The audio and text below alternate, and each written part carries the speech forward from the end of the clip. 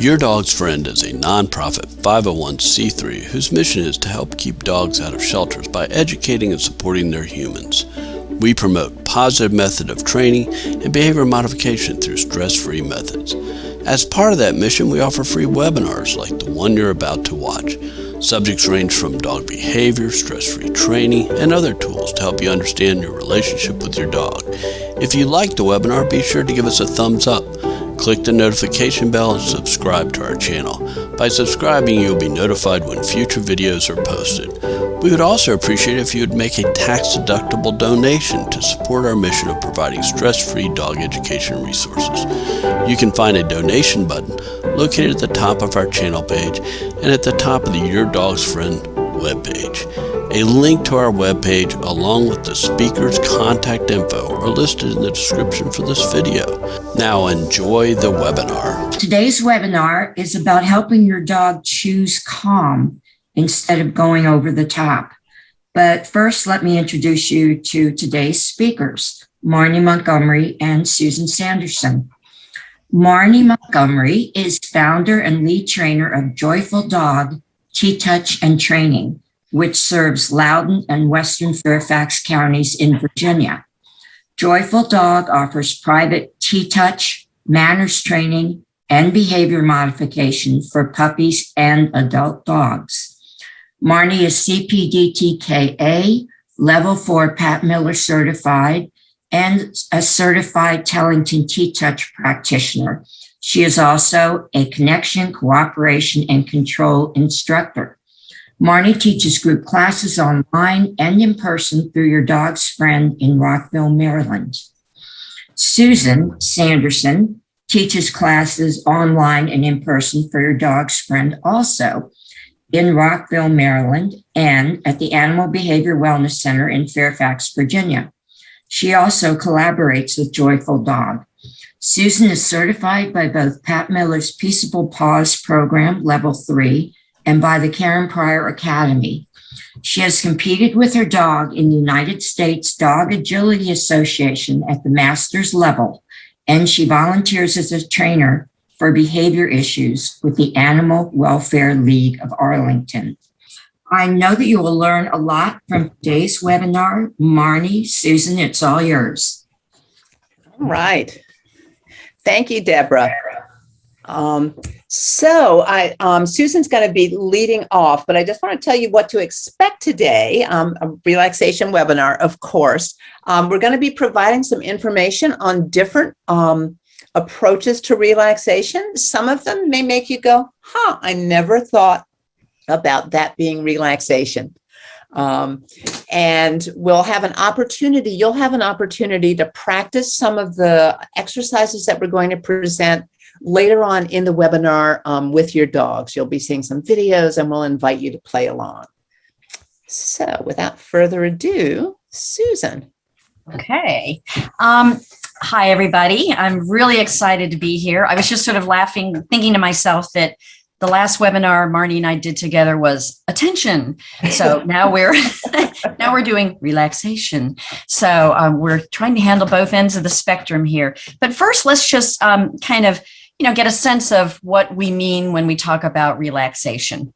And we really love this line here, that it's the state of being free from tension and anxiety. And we just kind of listed a few synonyms, ease, composure, tranquility, and then some antonyms as well, anxiety, agitation, exertion.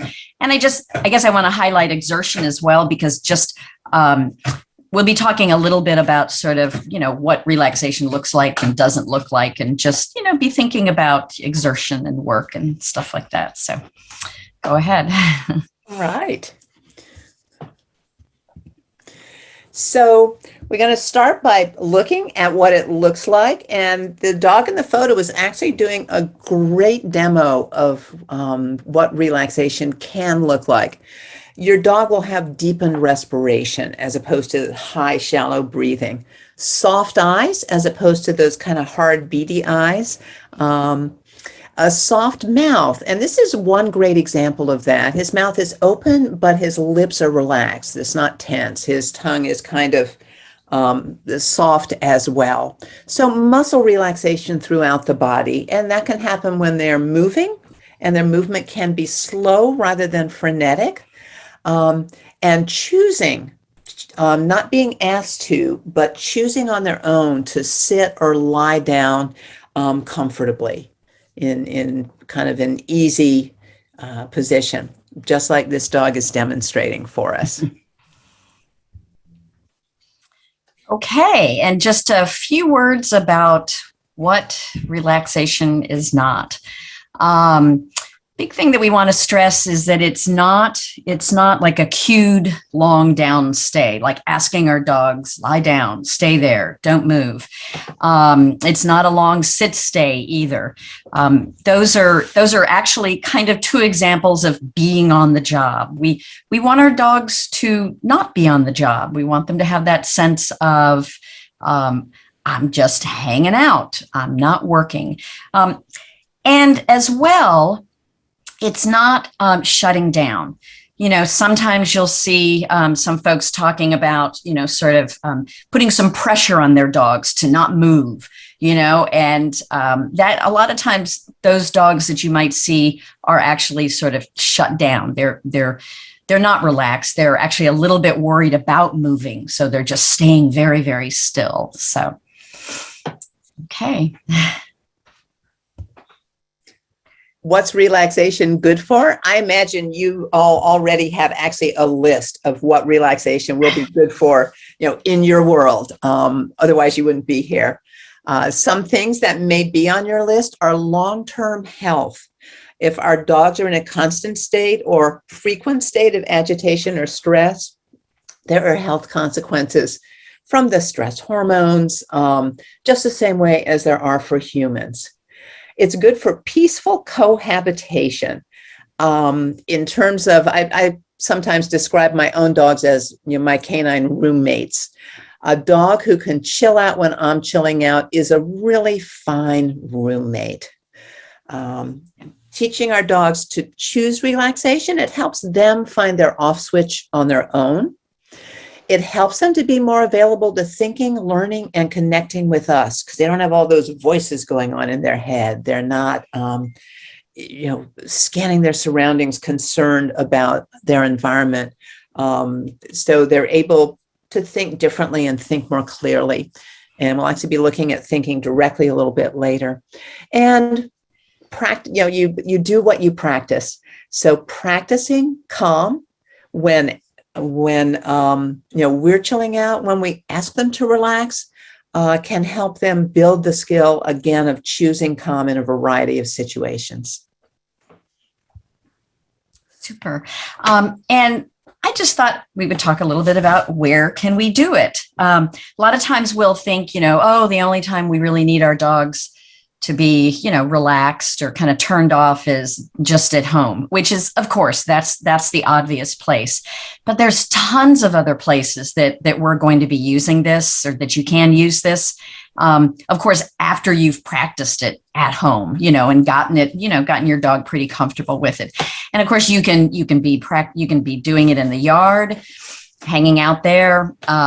You can even do it on a walk. I'm always suggesting to my students that when they take a walk, if they're practicing some of these relaxation techniques, that maybe they find a bench or something someplace and chill out with their dog there. Let their dog just kind of sort out the world, watch the world go by. That's super valuable. In the car, there are lots of dogs who are worried about cars. And, one of the things we can do is help them feel relaxed in a car. And of course, in any class you take, and especially, it certainly could be any class, but it also, I personally find it very helpful if I'm in a sports class with my dog, like an agility class, to be able to tell my dog, okay, now we're working and now guess what? This is our relaxation time. And of course, at the vet's office, I think many of us at least are able to go into the vet's office. Again, we may or may not be able to be in the waiting area and, waiting for our appointment. But in the past, certainly, I have found it very helpful to be able to, maybe even pull out a mat and my dog chills out there. And that kind of helps prepare him a little bit for the vet working on him and interacting with him. Yeah. Okay. Okay, so how do we build relaxation? Step number one is that we want to set up the environment so our dog is able to truly relax. And the environment, it's the place we are, family room, living room, back deck, backyard, front yard, on the street. Well, not in the street, but, outside, at a training center. We are also part of the environment. Our dogs are going to respond to our own relaxation or agitation or tension. And as we dog people know, they really do mirror us pretty effectively. So we want to keep in mind how we're part of the environment. When we're introducing relaxation, at first we want to do it in a place that's relaxing. So if there are busy kids in the house, maybe when we first introduce it, they're doing something else or they're doing something quiet. So we want to reinforce the relaxation generously. And I have the two questions: what's reinforcing and what's punishing? Our dogs have things in their lives that they find reinforcing, and they have things that they find punishing. And they may not be the things that we would think they are. So, for example, my dog likes cheese, not so excited about chicken. Food is reinforcing for him. For another dog, it may simply be that it's reinforcing when you take a deep breath, and that actually reinforces your dog, or you smile in a way that's natural, not a weird, I'm smiling now, smile, but a nice natural smile. Those things can be reinforcing for your dog. Punishing, surprisingly, for some dogs, and Susan's going to touch on this a little bit more in the next slide, but for some dogs, certain kinds of touch can be that we think should be reinforcing is punishing. And some of our talking that we may think is reinforcing can be punishing. Our dogs will tell us based on their response. So we don't have to have a laundry list. We just need to be paying attention to the feedback we get from our dog. And with all that in mind, we're going to raise the bar in tiny increments. So we started in a quiet room with kids being quiet. Maybe we're going to be in that same room and the kids aren't going to be running around like crazy, but they might be playing a little more actively, or they might be walking around. And then when we get to that point, maybe we go out in the backyard when there aren't squirrels. And you can see how we're ever so gradually raising the level of difficulty so that our dog is in that place where they can succeed. They can find relaxation. All right. Okay. So that, of course, brings up the issue, how do we inhibit relaxation? And a lot of times, we don't do a lot of these things purposefully, but this is just sort of a call to have us pay attention to some of these things. So one of them is sort of the opposite of what Marnie was just talking about, is, starting to teach our dogs relaxation and maybe doing that in an environment that is a little too busy for them, a little too challenging. That's okay. If our dog looks at us and says, whoa, this is a little difficult. That doesn't mean that, you've messed up or the dog's messed up. Just think about finding some place that is a little less busy. And then we get to this thing about sometimes when we're petting or touching our dogs or talking to our dogs, or, sometimes even looking at them, can put them in a more aroused state. And it isn't that our dogs don't like us to pet them or talk to them or look at them, but sometimes when they are kind of, thinking about, oh, we really do want them to be kind of chilling out. Sometimes doing these things can be an inadvertent cue that, oh, we're about to do something, and that'll kind of get them up again. Especially I find with my guys, I have to really make sure that I'm not staring at them, or I'm not just watching them. It isn't that I'm not looking at them, but, I might be kind of splitting my attention a little bit. And the thing about petting, our dogs, most of our dogs love us to pet them. And, touch is usually pretty reinforcing for most dogs.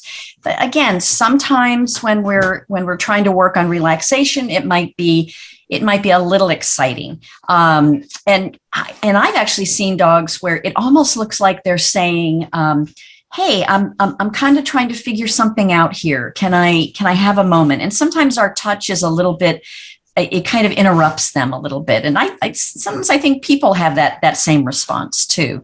And we'll talk a little bit later about certain kinds of touch, specifically T-touch, that actually can be relaxing because it is done in a different way than just petting. We can also not be relaxed ourselves. We can be holding our breath. We can be thinking, evil thoughts about something. I personally find, I have to make sure that I am breathing relaxed and nicely and naturally. Sometimes I'll even take a nice big inhale through my nose and let it out. That can certainly help me relax. And I end up modeling the behavior that I want to see in my dog. And then the other thing is just raising the bar too quickly, which is just simply expecting our dogs maybe to do, to accomplish a little too much in an environment that they will find challenging. We're asking them to work on the relaxation or attempt the relaxation with us a little too long, maybe. So again, a lot of this is just paying attention to what they're telling us. So go ahead. All right. Okay, so we have finished the talky part of our talk. Yes. We will be introducing techniques as we go forward. But now we'd like to play some videos, one at a time, introduce you to some of the different relaxation techniques that we use, and invite you to grab your dog gently, get some fabulous treats. If you could also get some kind of a mat for your dog to lie on for the first exercise, that might be a towel, it could be a bath mat. You may have a special fancy Dan dog mat. And for those of you who've taken Susan's or my classes, we apologize that you will be seeing something you've probably seen a zillion times before, for starters. But let's take a break for you all to get some treats. And this would be a great time if there are opening questions to entertain those questions. I haven't actually seen questions in the chat, although I've seen people are here from all over the world, which is really exciting.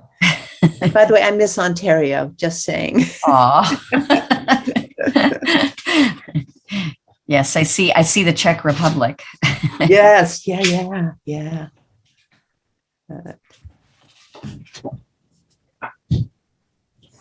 Okay, great. So we've got some questions coming. It's going to make a lot of noise.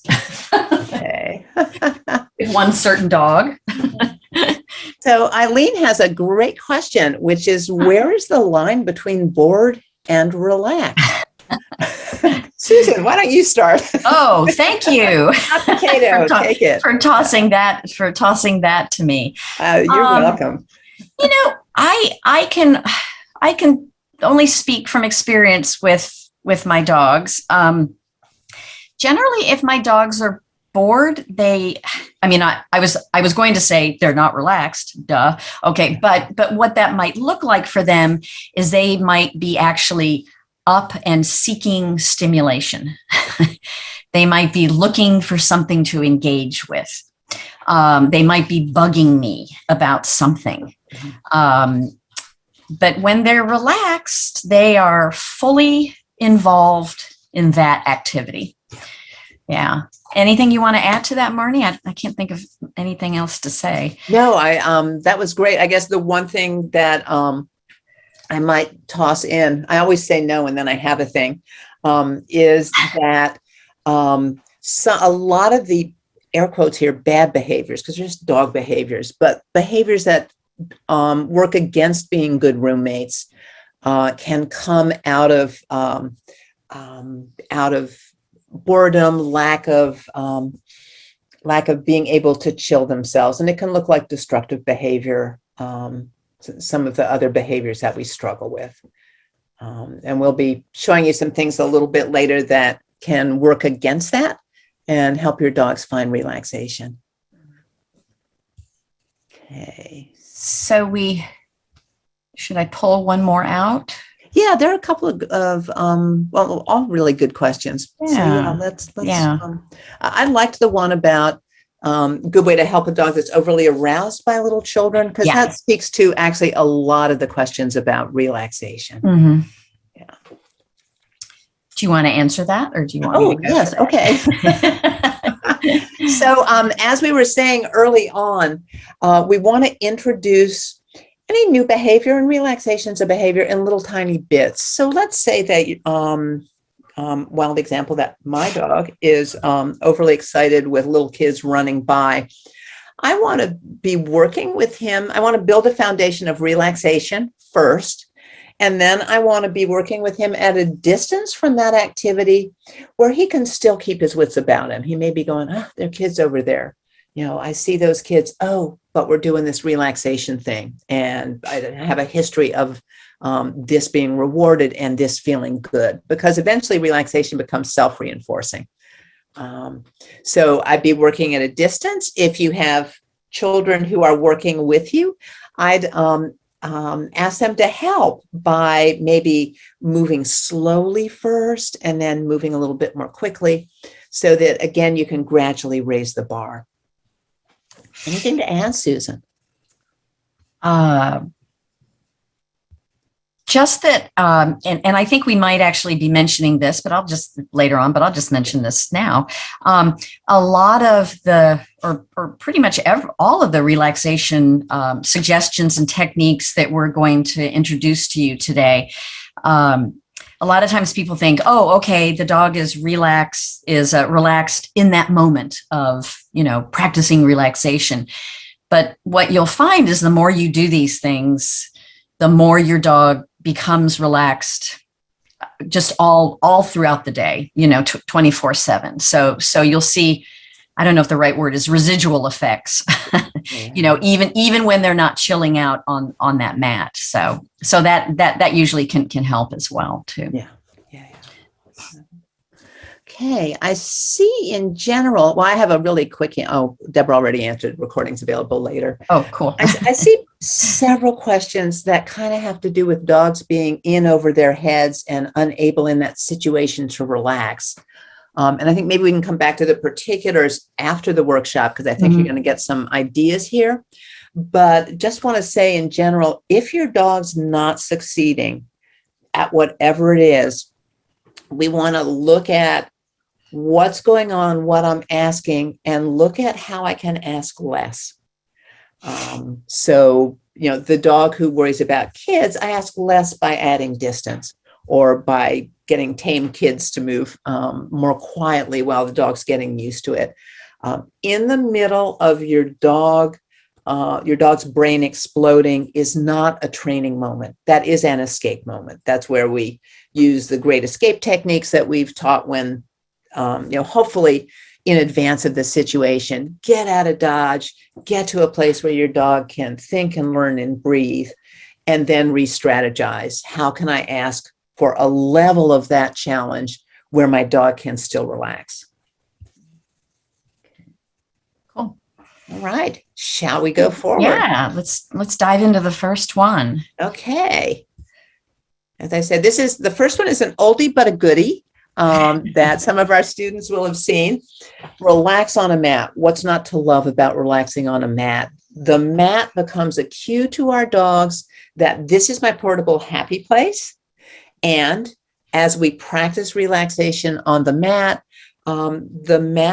becomes a little bit of a relaxing stimulus. The dog sees it and is like, ah, this is what I do when I see the mat. At the very first thing I taught my younger dog when he, as a puppy, arrived in my house, and before he'd been in my house for a full day, I had a mat on the ground. And so I tossed a mat on the ground, looked at the mat. Quietly, I would probably sitting in a chair, and then I tossed a few treats onto the mat. What's not to love? The dogs check out the mat, they go to eat the treats, and then we place a few more treats when they finish the first ones.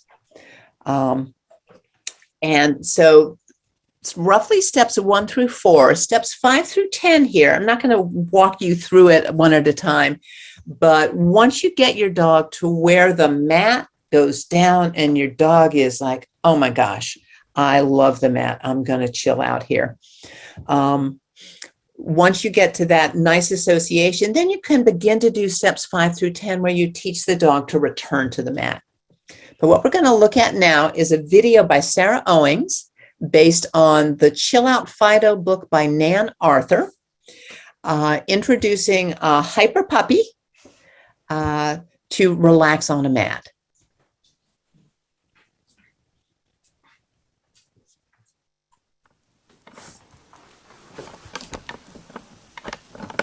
Okay, relax on the mat. With the puppy.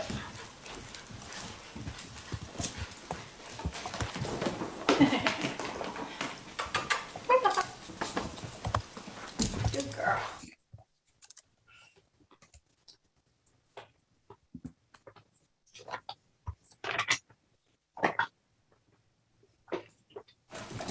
Down goes the mat.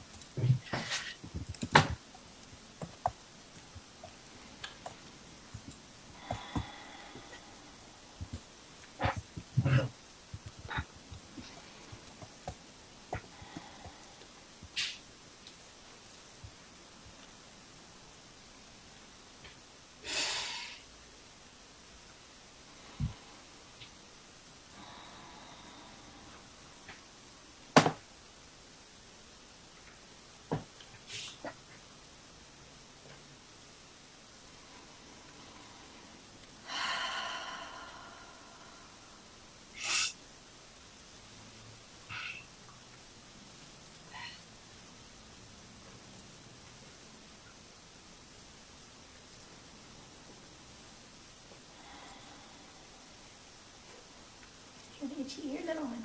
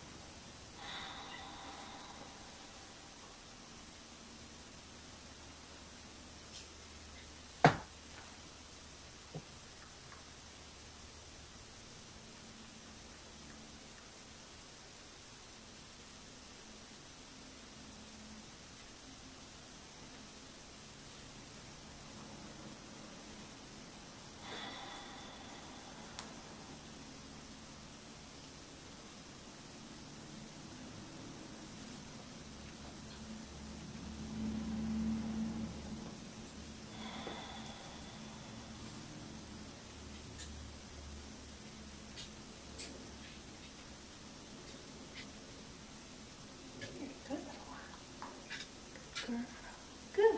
Okay. Well done. Nice job. Nice job.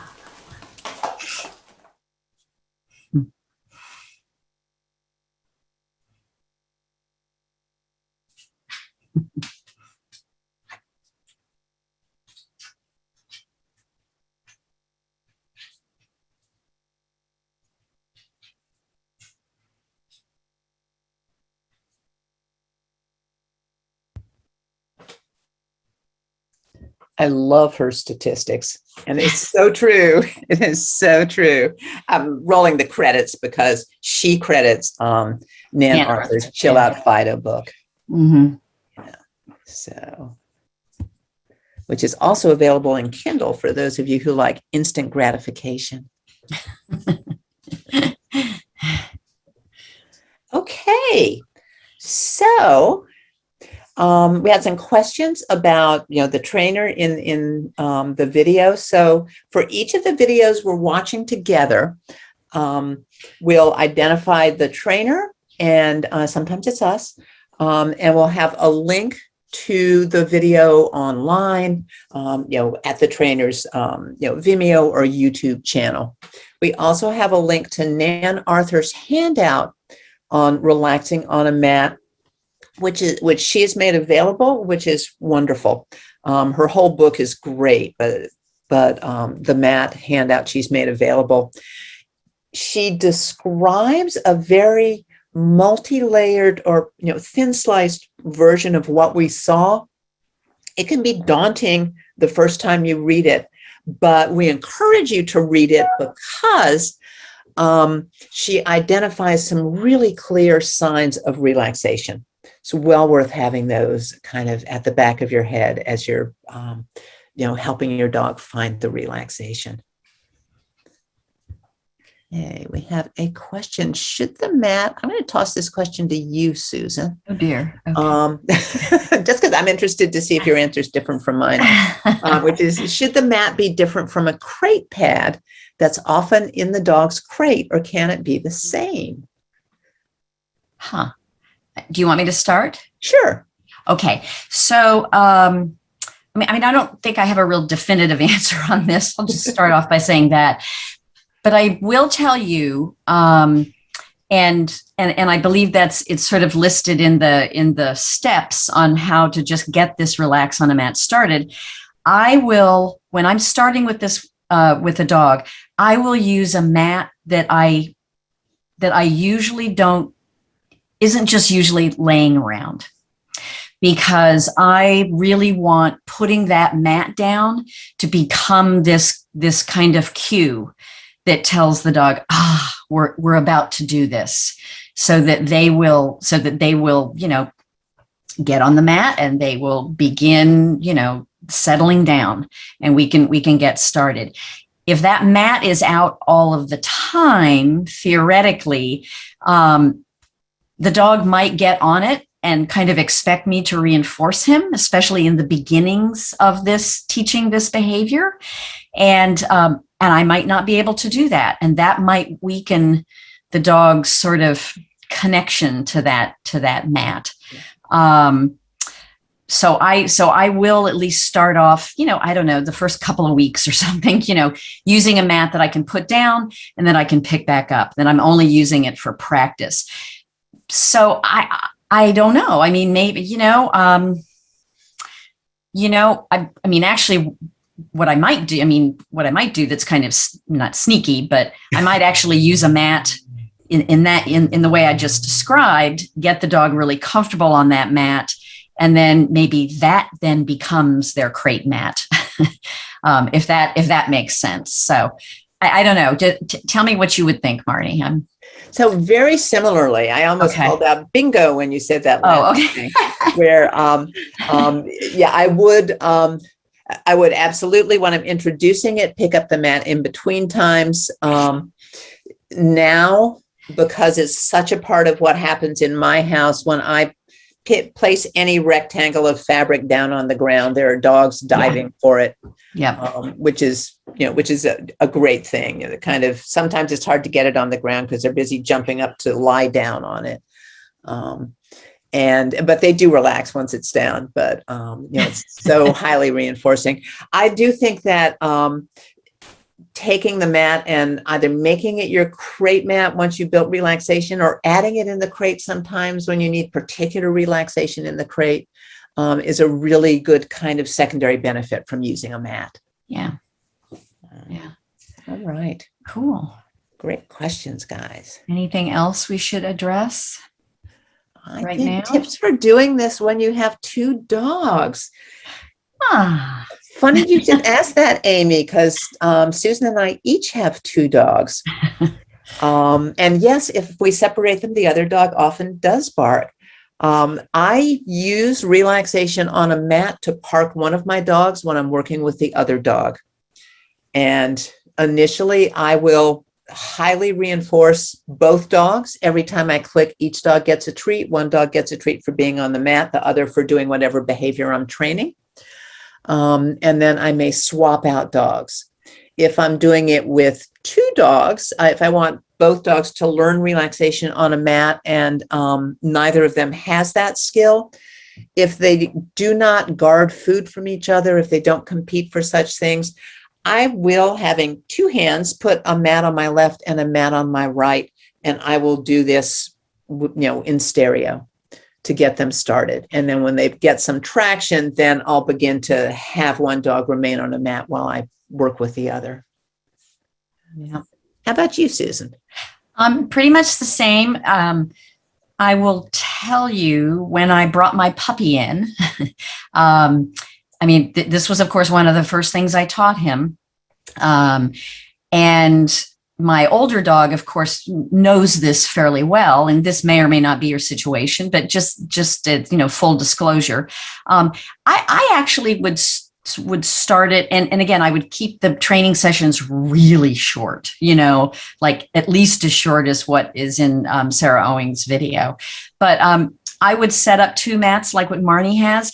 And in the beginning, I actually did put up an X pen, so that the puppy couldn't just, do his wonderful, sudden leaping thing on my 13-year-old dog, so fast that I wouldn't be able to stop him. And actually, I was able to fade that X pen pretty darn quickly because, after a few sessions, he figured out, whoa, we put down that mat, even though the adult dog is over there. I'm getting a lot of reinforcement hanging around over here. So, yeah. Okay. Cool. So Deborah tells me that we're getting a lot of questions about dogs getting aroused by treats. Okay. So why don't we touch on that for just a moment, and then we can come back to that later.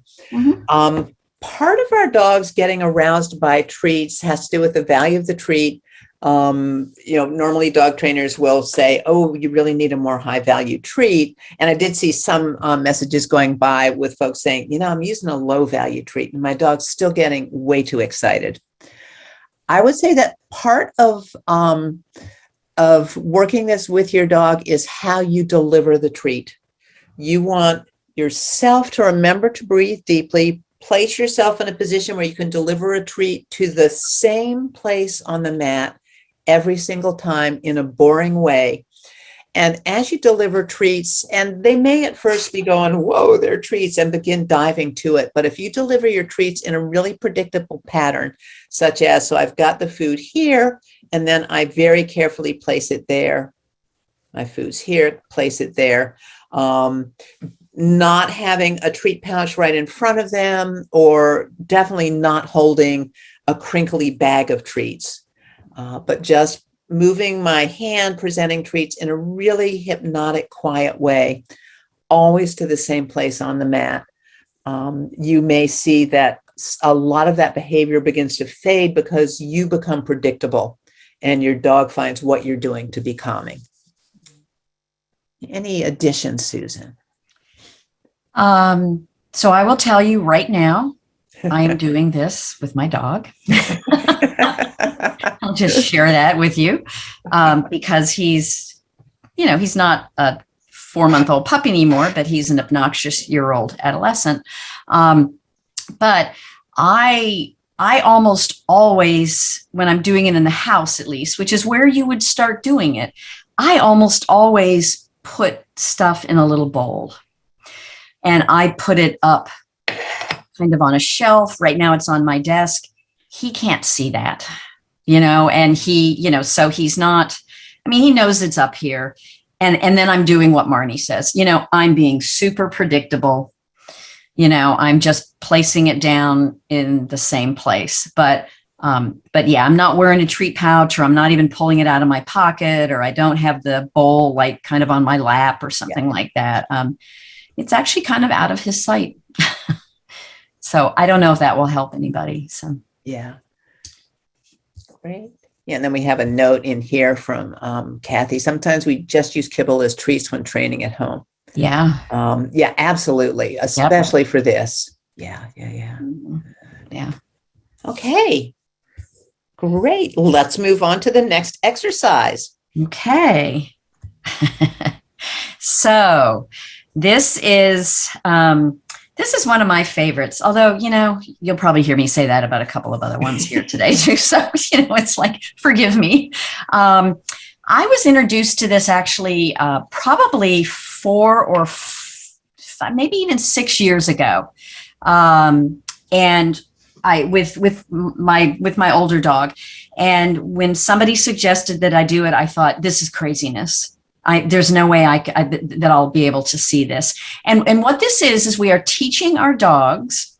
This is from Dr. Karen Overall, who's a quite renowned vet behaviorist. We're actually teaching our dogs their mouths will close and to take a breath through their nose. And when any animal does this, you'll see this, you've certainly probably read this with us, with humans. When we do this, our heart rate slows, everything in our body kind of slows down, and we can actually teach our dogs to do this. And the way we'll do this, and I'll show you a video of this, is that, or at least the main way that we can do this. I like to grab something that has a bit of a smell. It doesn't necessarily have to be the thing that you're going to be feeding your dog, but it can be. And you just, place it, kind of show it to your dog. And the moment you see your dog detect it with his nose, and that will look like the little nostril flares there, that with the little nostril things, that will be, you'll see those move a little bit, or you might see that space behind the nostrils sort of puff out slightly. Usually their mouth will be closed when this is happening. As soon as you see that, you just very quietly feed them a little treat. You can certainly mark this as well if you want to, because you can eventually add a cue to this. And if it gets strong enough, if it's reinforced enough times, you practice it enough, you can actually cue your dog to take a breath. And let's just watch the video so you guys can get a good idea. And I'm sure there'll be questions. So. So the volume on this video is actually pretty quiet. Yeah. So you may need to turn up your volume on your end as you watch it. Yeah. And I might pop in, and if I think something needs to be pointed out, I might do that she's pointing out. Maybe I'll do that. So. Great. Here we go. Just as soon as I find my cursor. Got that. Yeah.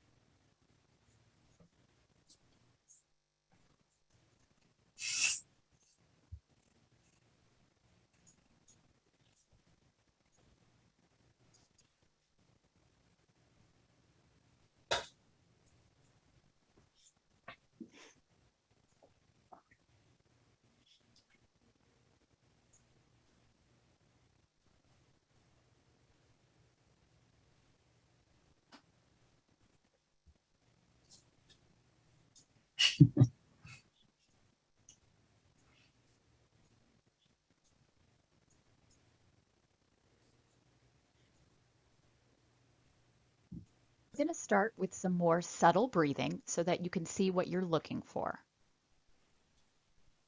There was an inhale. Here you're going to see her lift her head up a little bit to smell. Here her nose moves a bit as she's inhaling. And in this next one, you're going to see a deeper inhale right there. Mm-hmm. So here's a different angle. We start to get a wider nostril flare right there.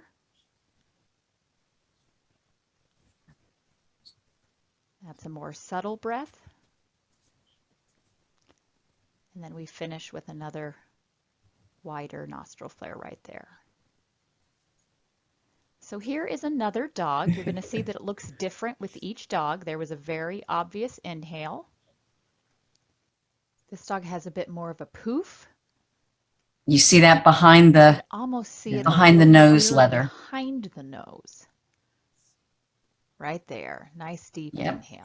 Here's a puppy learning to take a breath. So again, it's a little more subtle, but you can definitely see the inhale, again, almost even behind the nose. This dog has a more obvious nostril flare. Again, it looks a little bit different on each dog.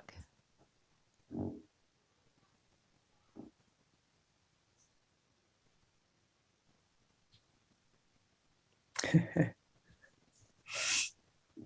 dog is the most obvious by far. We get a very distinct nostril flare and a bit of a poof. So don't worry if your dog doesn't look like this, if it's not this obvious. Again, over time, as they figure out that you just want them to breathe, you may get these more obvious nostril flares because they want to be really sure that you see it.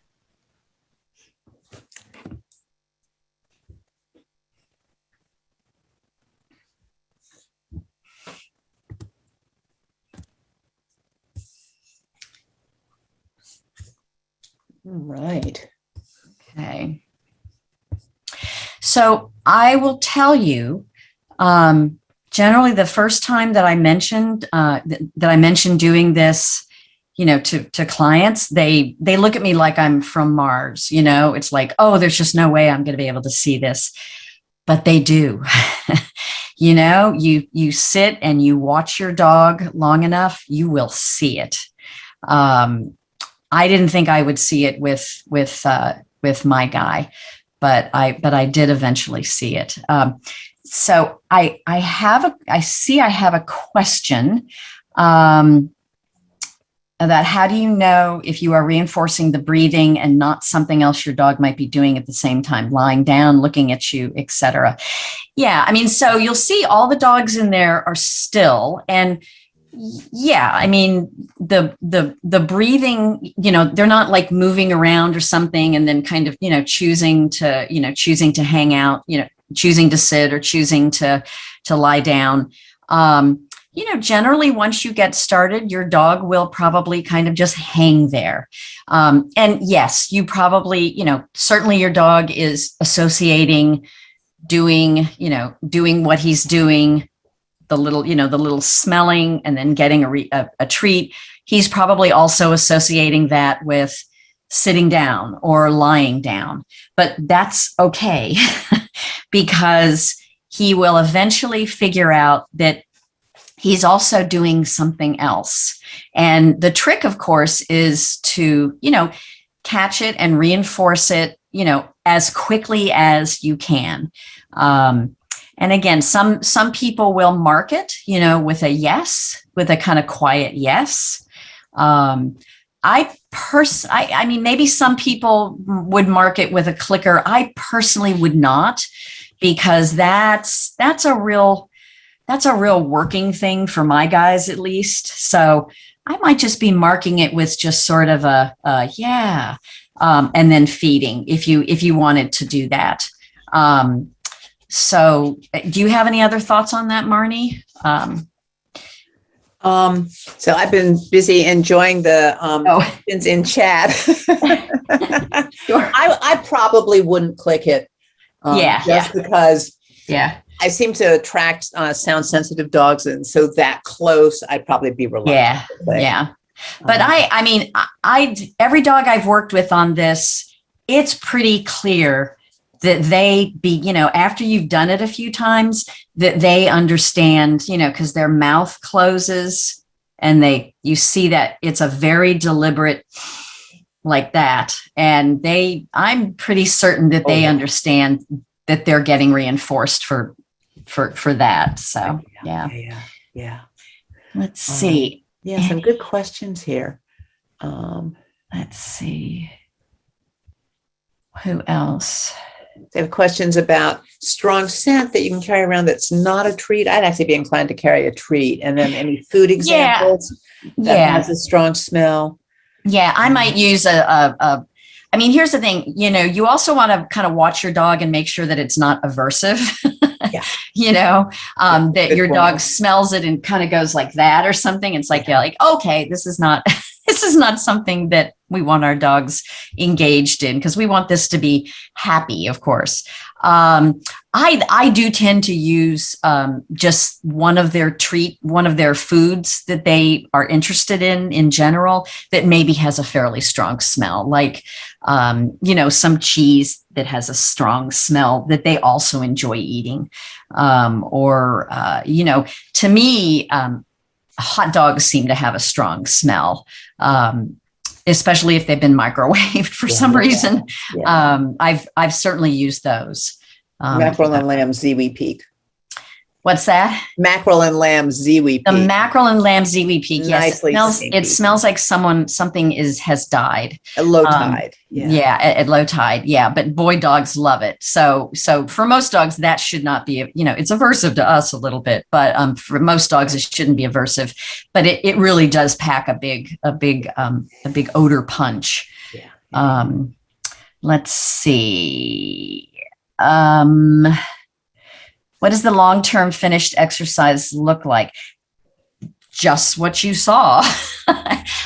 You can put it on cue, so that if you are out and about and you're, hanging out someplace and you think to yourself, this is a situation where I'd like my dog to take a big, deep breath, because maybe things are getting a little bit wonky, a little bit exciting. You certainly can put it on a cue. And the way you would do that is, of course, after you've practiced it multiple times, and you are pretty darn certain that your dog is about to do it. What is it? The old saw is, you would bet somebody $100 that your dog is going to, close their mouth and do that little nostril flare or whatever it looks like in your dog. You would say whatever that cue is, whatever cue you want to pick for that, like breathe or take a breath. You would say it just before you were pretty certain that the dog was about to perform that behavior. And you would just keep saying it, before you're certain that they're about to perform that behavior. And pretty soon, and still keep reinforcing, of course. And pretty soon your dog is beginning to then associate hearing that word or that phrase with then taking that breath and getting reinforced. So, but yeah, you can definitely take it on the road, so anything else? So are you eventually looking for multiple breaths? If it happens, that's totally fine. But generally I'm trying to, especially in the beginning, when I'm teaching it, I'm trying to make sure that I'm reinforcing for every breath I see that dog take, when we're practicing. If I miss something, that's fine, but I'm not necessarily waiting for them to take multiple breaths. So someone else might use it slightly differently, but I haven't do that. Can you mark it with a light nose touch Well, that depends on your dog. I can tell you with my dogs, that would arouse them. And and find it aversive. and they might even find it aversive, or they might think that I'm telling them, oh, we're about to play. Okay. I mean, I want to be as quiet and thoughtful and modeling relaxation with this exercise as I was with the previous exercise that Marnie showed, just the relax on the mat. I want, especially when I'm starting it out, I want everything around me to be really quiet, and I want to have a quiet mind and a quiet body, and I want to be breathing quietly. Which is why I say, if I'm going to mark it, I might just mark it with a really soft, encouraging, nice, or something like that. So, let's see. Why does Kelly like to smell the air? Because, Lisa, dogs love to smell things. Like dog version of going to an art gallery. Exactly. Yes. Yeah. Should they, hi, Chris, should they be on their mat when doing this exercise? No, they could, you could certainly try it on the mat, because that, especially if you've been doing some mat work and your dog does have a sense of, you're thinking to yourself, well, this is kind of nice. I'm starting to notice some relaxed behaviors on the mat with my dog. You could certainly start it there and think that maybe that mat is going to cue them, to begin to relax. And it might be a little bit easier for them to kind of get into the, closing their mouth and taking that nice big deep breath. So do you have a different sense of that, Marnie, or? No, I mean, I wouldn't make this exercise dependent on being on the mat, or being on the mat dependent on this exercise. I think they can stand alone, but our dogs often perform, multiple behaviors at the same time. Yeah. So, I mean, I think you could do it there, but you don't have to. Yeah. Yeah. And then Diane says she uses apple for smell. Yeah. And let's see. Lynn says she doesn't think any of those dogs looked relaxed. The exercise seemed to stimulate arousal. I don't know. I mean, yeah, they were working, in the sense that they were doing something and getting some reinforcement for it. But in my experience, eventually, I mean, just that teaching them that they can pause and take a breath begins to, as they get better at it, begins to really soften their bodies and their eyes and just their affect. The more you practice it. But yeah, I mean, if you try this and you have a dog and you're just like, you're looking at it going like, whoa, this is just, knocking my dog's socks off, yeah. I mean, maybe at this point in your dog's relaxation journey, it might not be the right exercise for them, so. Yeah. There are some studies that show that deep breathing lowers heart rate. Yes. Yeah. But getting there when they're on the job, totally I'm doing this breathing thing, may keep them from being, quite as relaxed. Yeah. And Beth pointed out that one of the things, the other way to do this is to model it, is for you to sniff it.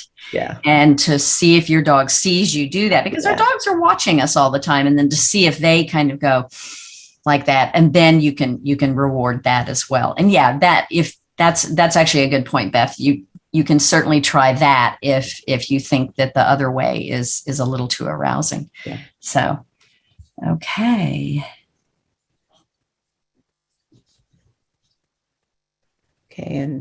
Okay. I don't know if I understand George's question. So I think George was observing that this is one of many tools that we bring together. Yes. Okay. Yeah. And if that's not what you're saying, please tell us, George. Yeah. No, we're presenting multiple things here, and, not all my clients use Take a Breath. Yeah. But for the ones that I've suggested it, they have been pleasantly surprised. So anything else? Oh, exactly. He says. Yes. Yeah. Okay. Should we move on? I don't know if we missed anybody or anything like that. Yeah. So then I have a quick question about would classical music help with the exercise? I think it would be its own separate stimulus for relaxation. Yeah. Okay. All right. So let's move on. So here's a link to the video. Angie Madden is the trainer. Here's a picture of a dog's nose, just in case you forget what Take a Breath is about. Thinking you'll remember. And we want to move on to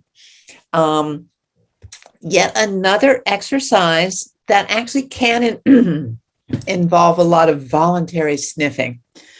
This comes out of animal-centered education out of the UK. So we do have a link to, we don't have a link to their website. We may have to add that to the slides before they go out. But in any case, animal-centered education is on the internet. Centered is spelled C-E-N-T-R-E-D because it's in the UK, so it has the English spelling. And they do fabulous, fabulous work. And the thing that really speaks to me that's at the heart of the ACE work is the free work, where we strip everything back and we give the dog as much choice as we safely can and helps them be in a headspace where they can reset, rebalance, and release. So in free work, we basically enrich the environment in a way that is not too much, but is enough for our dogs to comfortably explore, choose to sniff things out. And we create a course that has different objects, sometimes different levels. I like using different surfaces for the dog to explore. And it can be really therapeutic because the dog is making the choices for the level of engagement. They are sniffing. They're also getting to eat if they're so inclined, because we'll sprinkle food on a free work course. The breathing and the freedom helps them to feel calm and relaxed. And it gives us a chance to take a look, to step back and see our dogs interacting with their environment and solving problems. It's not unlike kind of a grown-up version of a puppy socialization course. If anybody remembers, what we do in puppy class, where we set out these different things. So we have some videos. I'm going to move on and just show you the still. Here we've got a box with things in it to sniff. We've got a surface to step on. There's a treat to be eaten. There are also treats that weren't eaten. Because they were not as interesting as some other things to explore. Their treats back there on the cell phone. And so there are several different videos that we'd like to call your attention to. I'm going to start by showing a video of this dog and his canine roommate working in my family room in a really small space. Let me find it. There we go. I think there's no sound, but in any case, not to worry if you don't hear sound, because this is all captioned.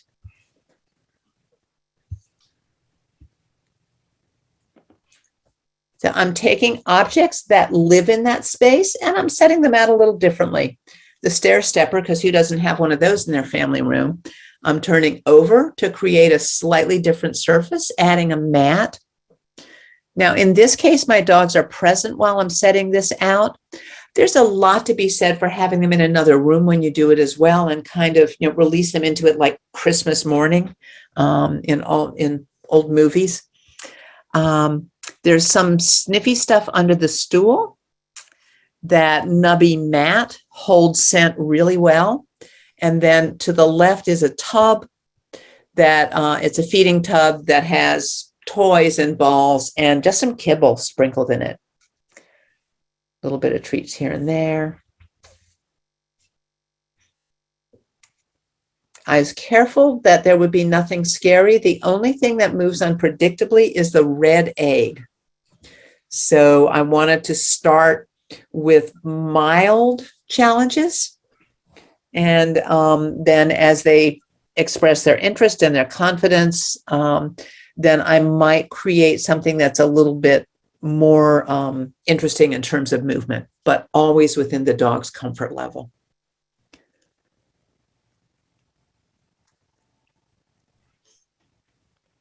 And this is what happened after they did the free work. They chose to go to those places and chill out. Okay.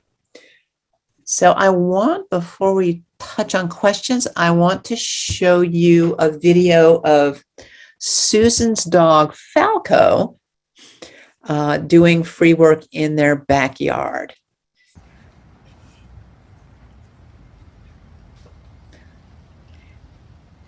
And I realized I really didn't caption this, but.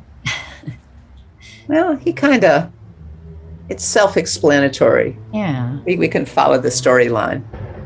I will tell you that he worked on this for a full 11 minutes. Yeah, mine was 10 to 15 as well. Yeah. I just edited it for brevity.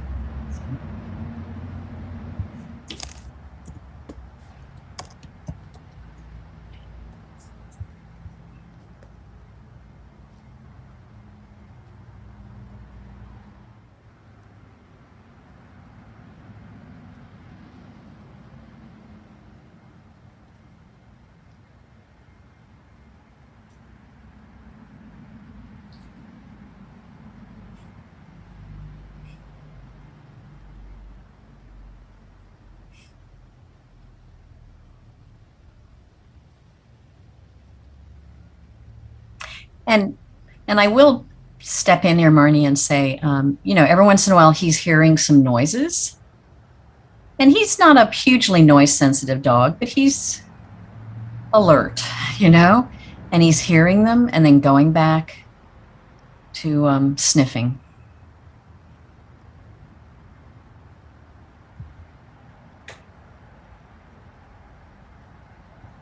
I have a video that we're not going to be looking at today, but there's a dog barking in the video. Mm-hmm. And what I found fabulous was that my dog, who could have totally run over and barked back, just chose to listen for a moment and go back to the free work. Mm. Absent the free work, he probably would have been dissing their parentage. I love how thoughtful Falco is in this video. Yeah. He's not just tearing through stuff. He's really thinking. That's a little pile of rocks. I don't know if people can see that, but it has food in there. Yeah. Okay. Oh, big rocks. Good. Yeah. Or big flagstones. Rocks. Yeah. Yeah. Like, what?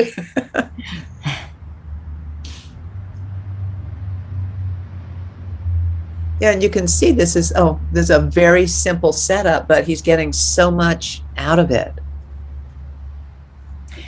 I will answer Gail's question right away. On top of treats, can you spread some food like peanut butter so it licks? Yes.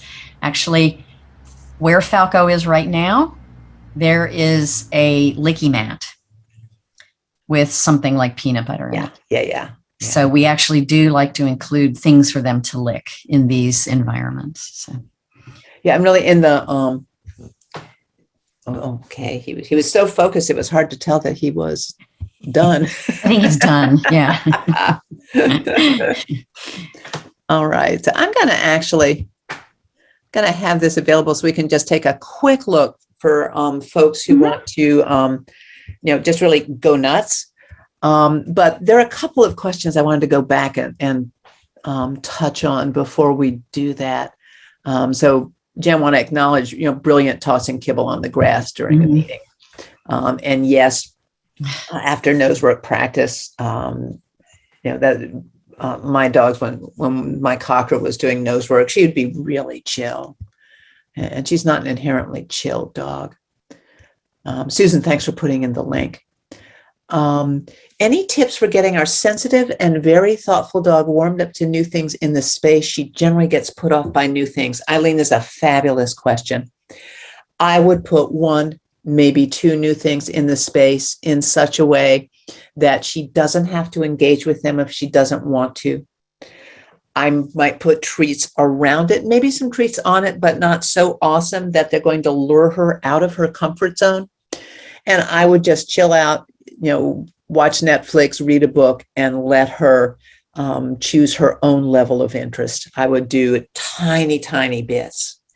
And the more success she has with that, the more open she's likely to become to novelty. Anything to add to that, Susan? Because that's a really important question. Yeah, that is. I'm glad you brought that up. So, yeah. Okay. And try to lick mat. Oh, Chloe, resource guarded a licky mat would be concerned she would resource most items. So, Deb, resource guarding is obviously a big concern. I would invite you to take a resource guarding class. not to do a shameless plug. I would have an exit strategy before I gave her something where I was concerned she might guard. I would have a really strong find it behavior. Again, that engages her nose and the seeking, and just teach her to chase treats, say find it, toss a treat, and rather than trying to take something from her, I would be inviting her to do that other thing when I need to retrieve something. With the free work course, I would put things there where that would, maybe you don't use a licky mat, but you use something that that Chloe doesn't tend to guard. Have things there that get used up, so there's not a thing there for them to guard after. Susan, you look like you're thinking strategic. No. Okay. Yeah.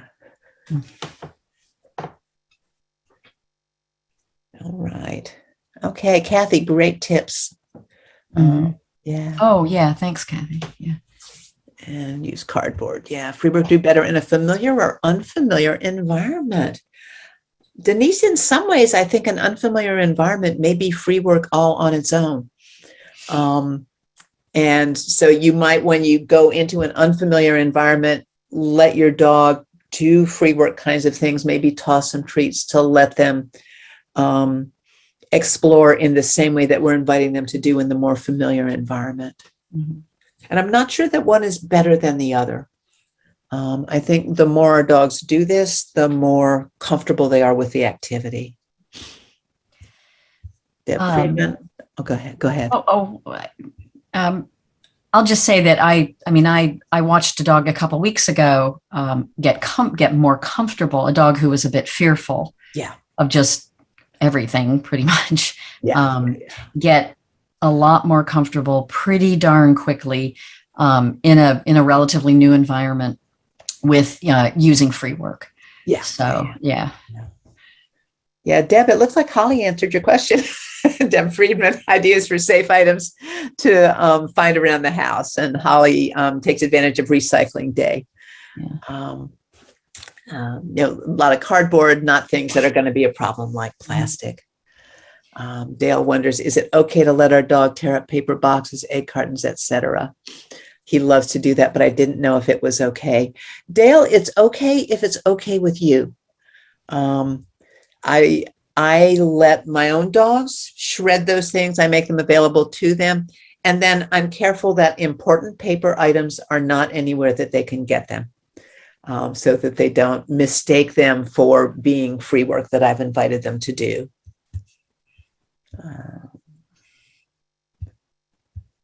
Jean taught her resource guarder to trade. Now she takes things on purpose. Okay. I was doing a quick modified version with reptiles. Deb has a good question about toys. I like that. Use her toys. She doesn't resource guard them. Deb, that actually is great to add, to include toys in a free work course. And you'll actually, you'll actually see some toys in what I'm about to show you. And then I've got a private question. Is it possible to do free work without food? It is possible to do free work without food. I would say if your dog enjoys food, one of the things that you can see, and one of the things as you move on with free work is how do they move their jaws? What does that action look like? So food will tell us that, but you can also have scent objects as well. Mhm. Okay, let me just play. What do you think, Susan? Just a couple of minutes of this? Yeah. Okay. We won't get sucked in. Oh, it's so hard. It's 10 minutes. And okay. So also called groundwork. But we just really wanted you to see you could go wild if you have a gymnasium or you could do this in your yard. Couple of things to point out: the different textures. There is nothing that's so high that it would be challenging for a dog with mobility issues. And if you think your dog might have mobility issues, you want to be especially careful about that when you set things out. But slightly different heights, different surfaces.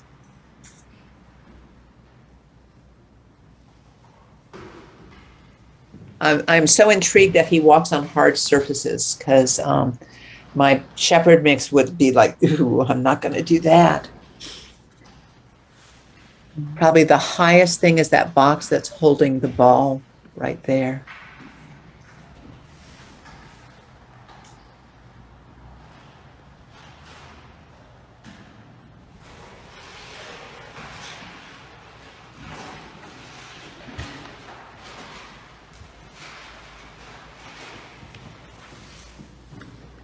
I'm going to answer some questions while we look.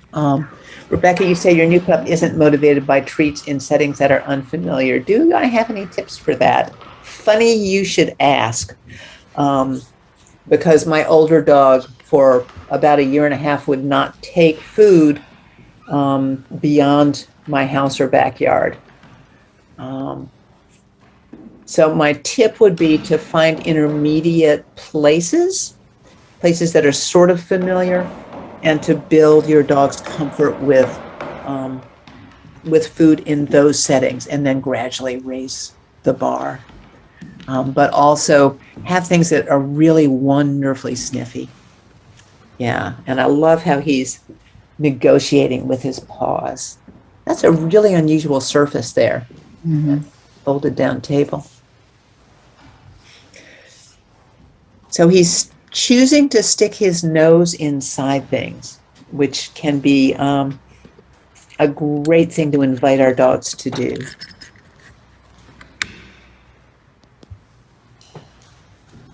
You will see, to your question, Deb, that there are toys lying around as well, agility equipment, things that might not necessarily be things that would be guarded.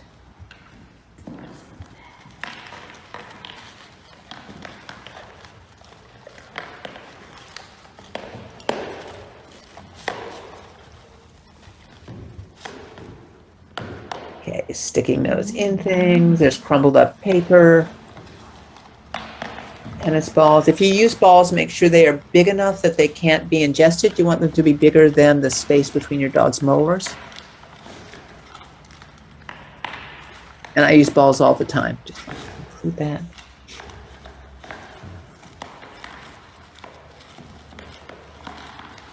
Okay, as much as I hate to, I'm going to stop it there. But I am going to actually just include a little plug for this. What's going on right now. This is often how I feed my dogs their meals. When I feed them dry food, I will pull out a tub. I'll put toys in it, things that I know they won't ingest, and I will sprinkle the dry food in the tub. It takes longer. They enjoy it. It's not all that hard to clean up afterwards because it's just toys. But it makes their meal an olfactory experience. They're breathing, it's calming, they're seeking, they're solving problems. All right.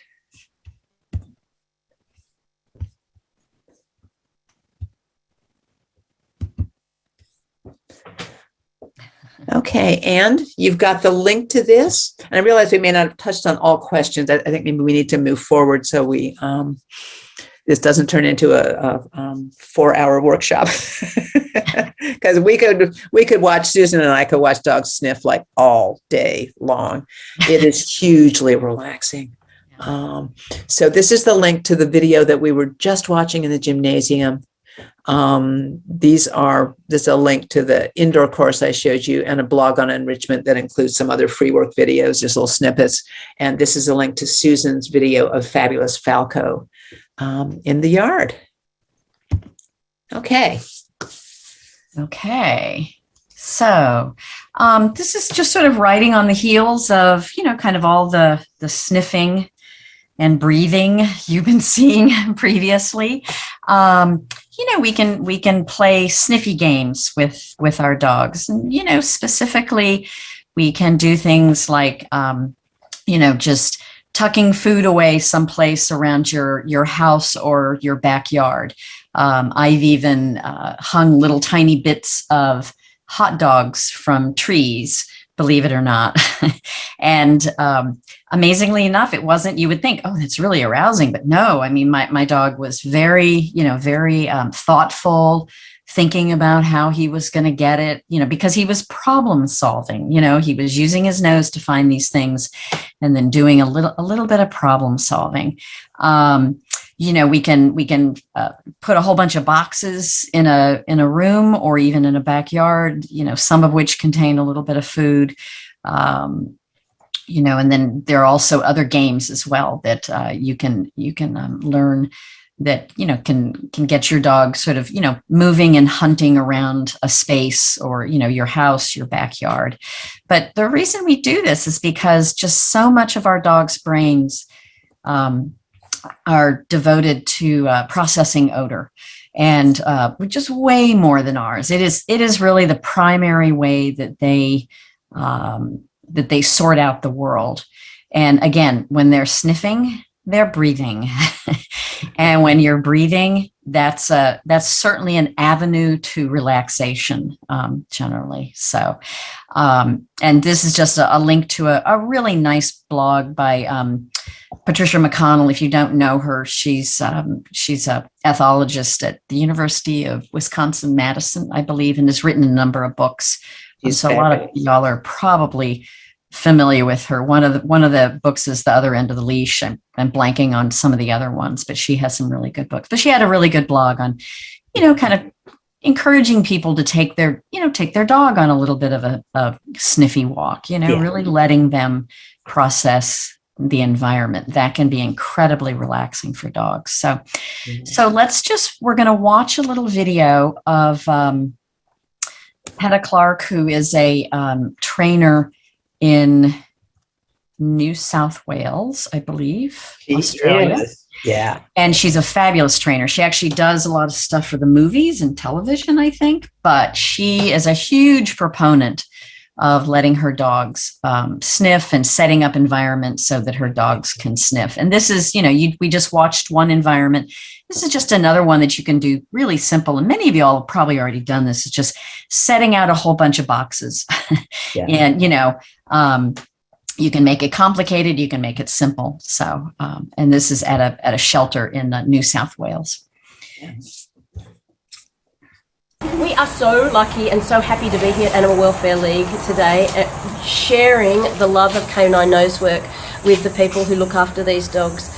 And what's so great about canine nosework, because really we're just hiding chicken and food in boxes or toys, whatever the dog works for, and getting them to hunt for it. What's so great about it is that these dogs, many of them for the first time ever in their lives, get a chance to decide. They don't have to hunt for the chicken in the box, but it's pretty good when they hunt for the chicken in the box.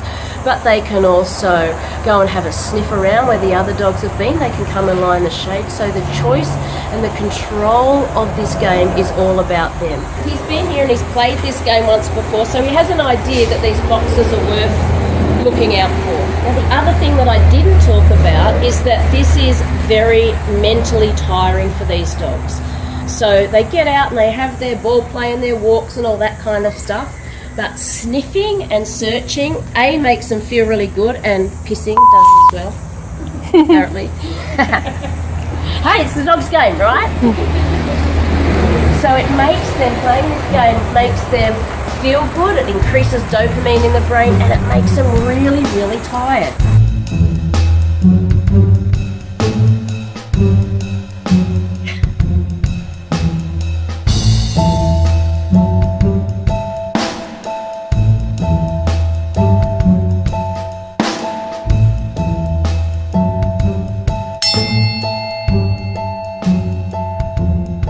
Look at that happy back end. I know. Yeah.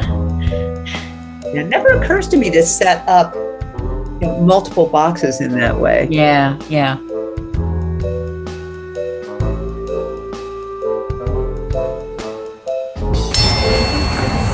And so it's just like us, when we have a problem that we have to solve, if it's a little bit hard, but we persevere, we're going to be in a situation where it makes us feel good about ourselves afterwards. It's the same chemical process that's going on in these dogs' heads. Now, but probably more than anything, it's the confidence building. It's in absence of a person. So a lot of these dogs that come into the shelter get very attached to the people who are just looking after them for a short time, because finally they're with people who understand dogs, and are treating them really well.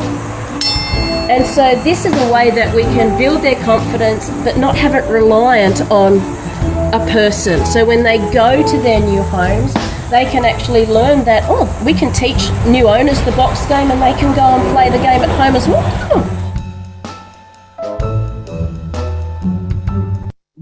Love the soundtrack. Yes, yes, yeah.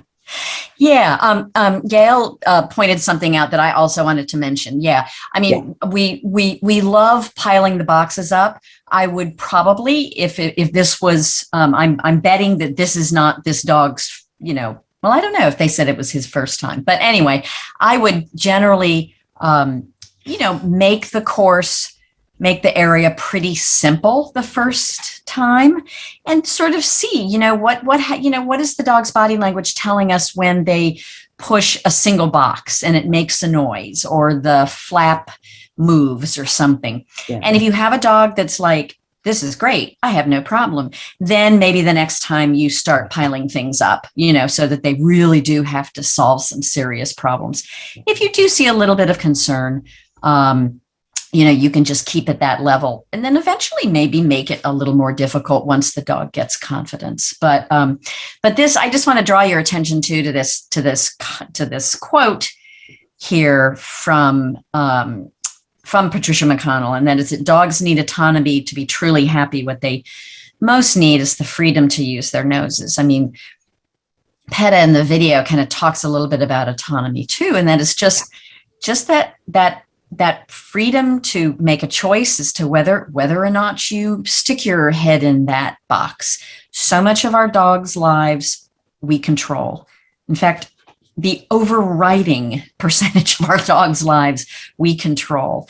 And so if we can give them situations where they can make a lot of choices, that that is, I think, Marnie, you were going to say something about Susan Friedman. What is that? Do you remember what that quote is? She says, I'm blanking now, about autonomy, that it's a huge reinforcer for all animals. Reinforcer. I don't remember what it would have been.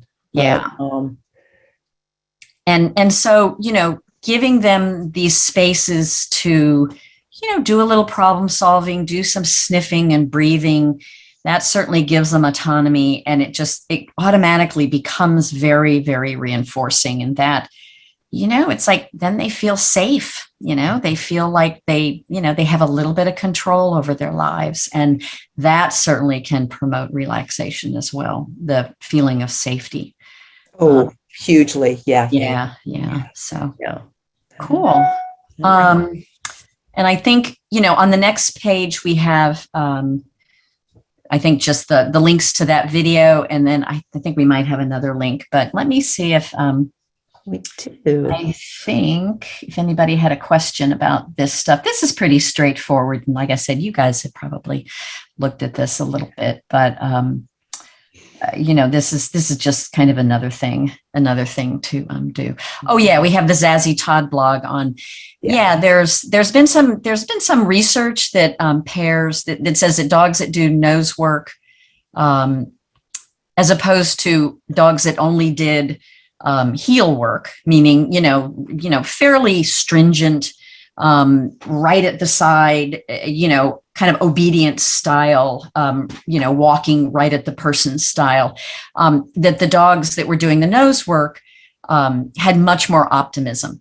We won't get into how they measured optimism and, whether or not that's legitimate or not, but definitely there was something going on there, that there is some kind of connection between dogs being able to, have that autonomy, use their noses, and having a more optimistic outlook on life.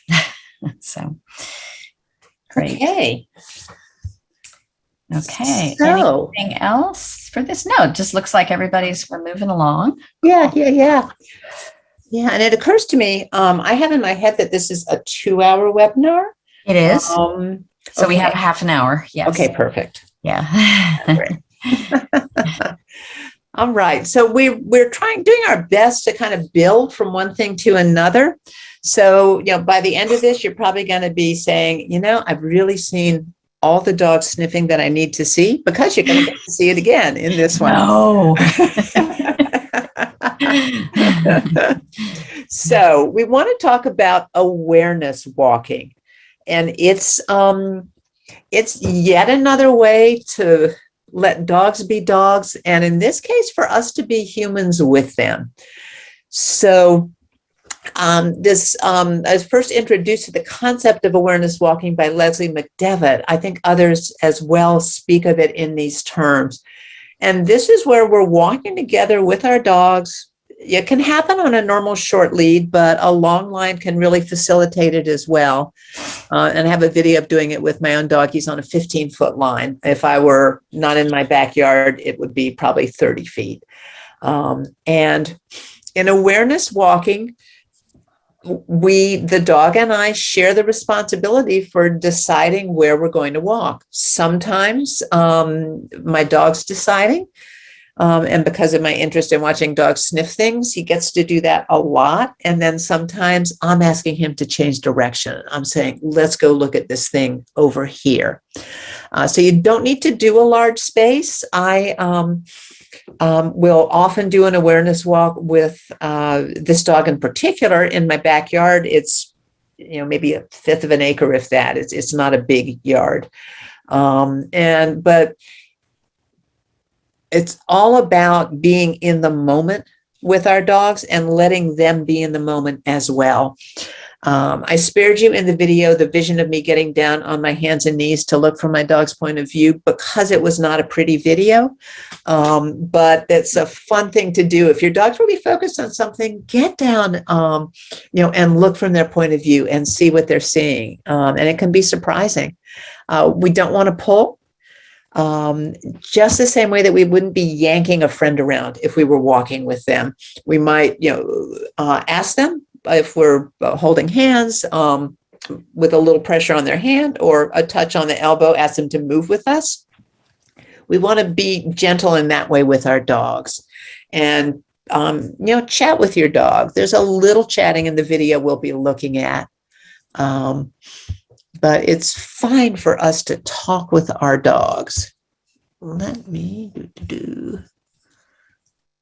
there we go. We have a mess of videos here. There we go.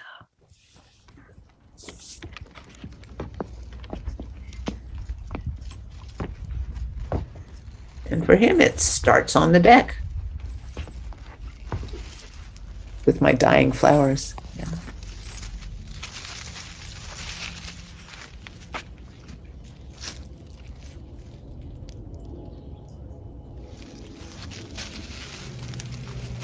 He's on his flat collar because we're in the yard. I don't expect that he would be pulling. If we were outside the yard, he'd absolutely be on a harness, just in case. Keeping that clip hanging down.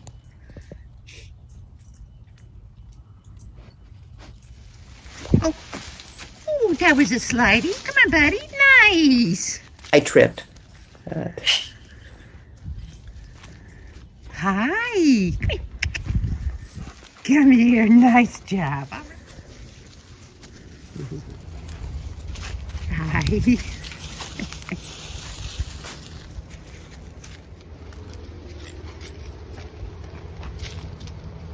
Stick up, buddy. Oh my goodness. Oh yes.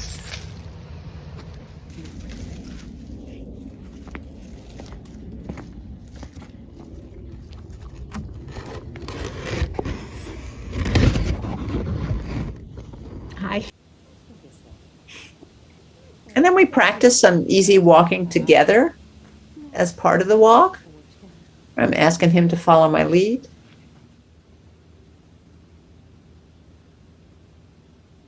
And I didn't put him in this sit, by the way. He chose that posture. Very regal. I know, well, the camera angle too.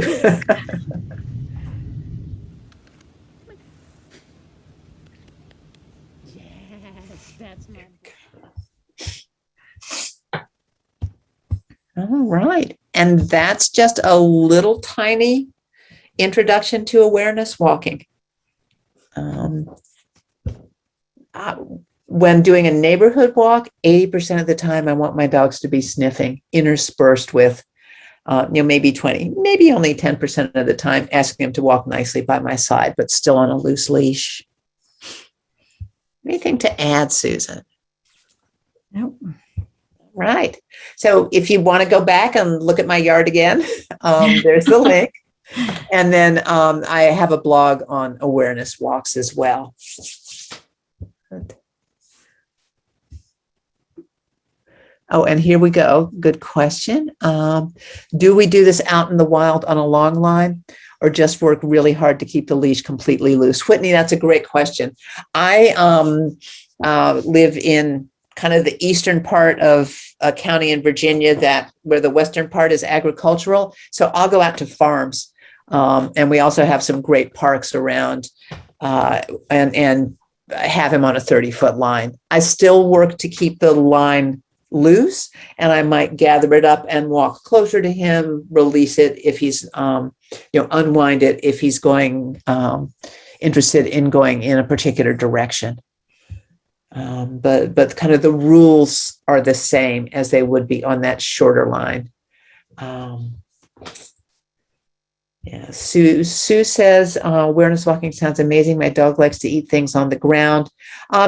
You may find that some places are less likely for that to happen, Sue, than others.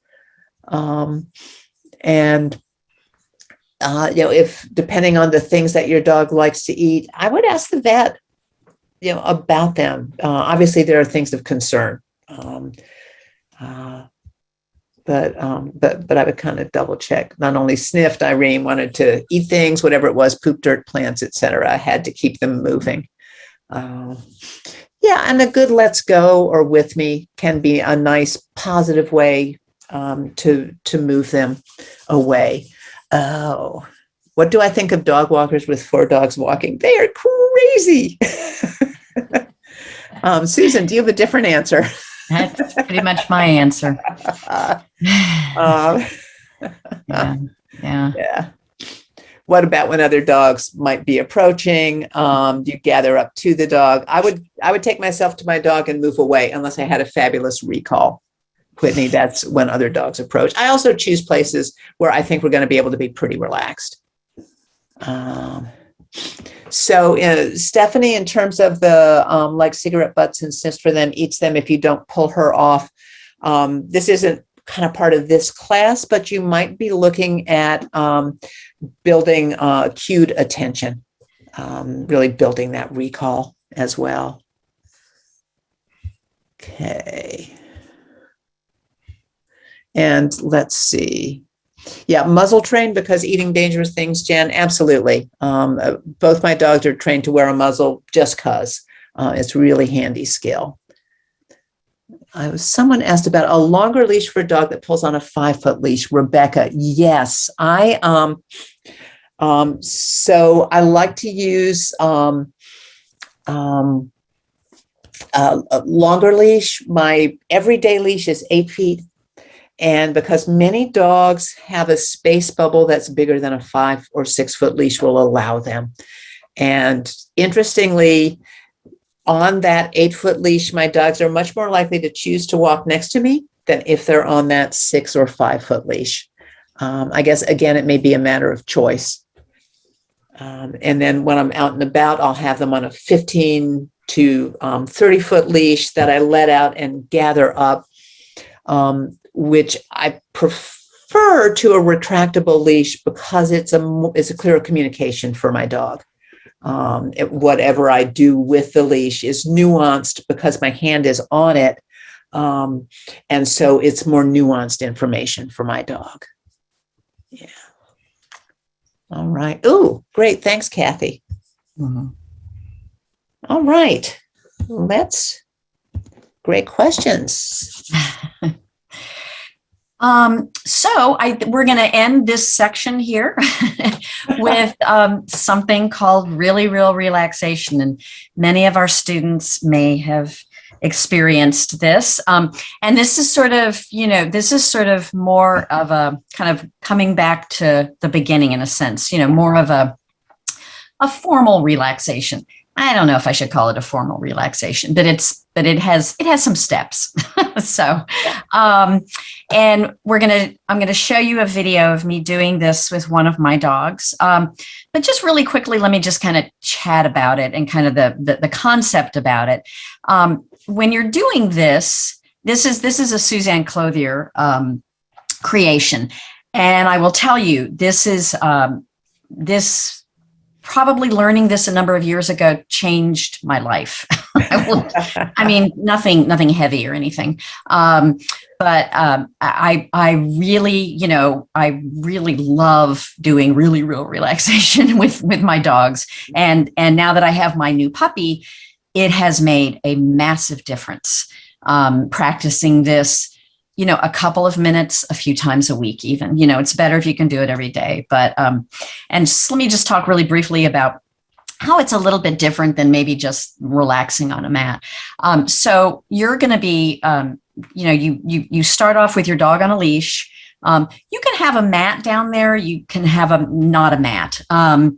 Suzanne starts it without a mat, but because you kind of want to be able to do this in a variety of places, like if you're, on a standing and talking to a friend, or sitting on a park bench, and you might not necessarily have brought a mat with you.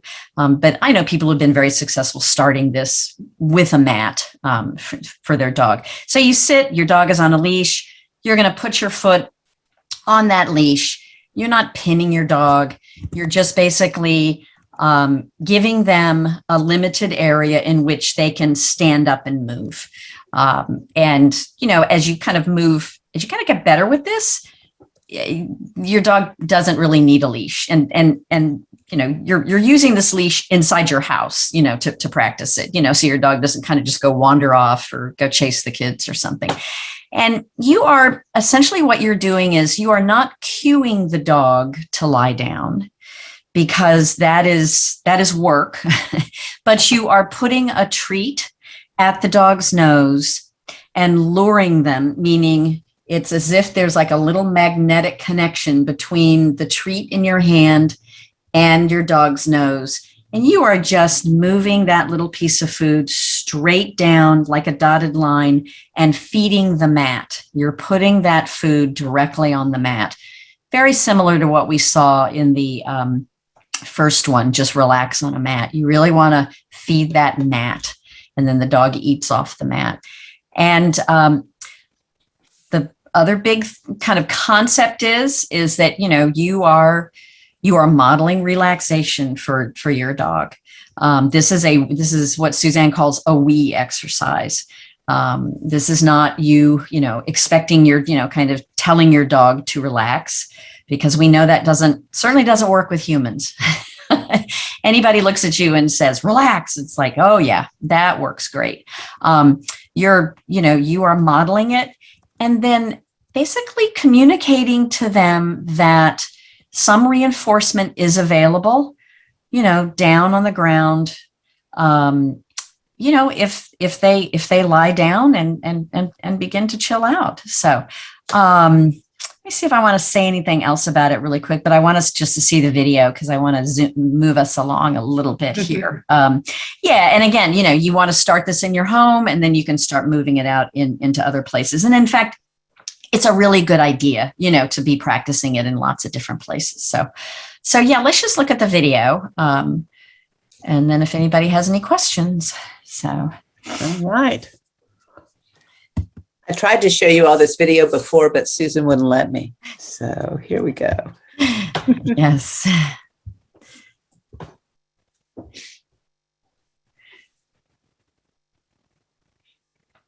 And there's no sound except maybe rustling or something, but, breathing. Yeah. Yeah. So there I am, just putting my foot on that leash, and you see, I'm not pinning him. Yeah.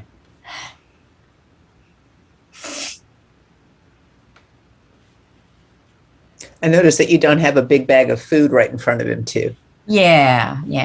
I mean, I could even probably not even have the food in my hand, and I could just be individually pulling it off the bowl. Yeah. So, and some dogs won't go down, right away. You see, he actually didn't go down right away, but you just, pretty soon they realize, oh, the food's happening down there.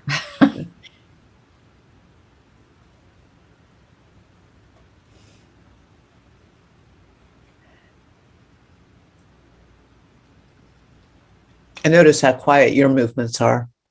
Yeah, that's something I learned was important.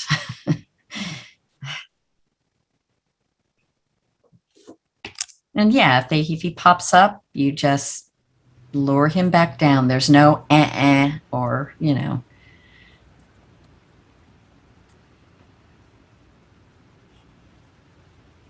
I'm just breathing and kind of looking around.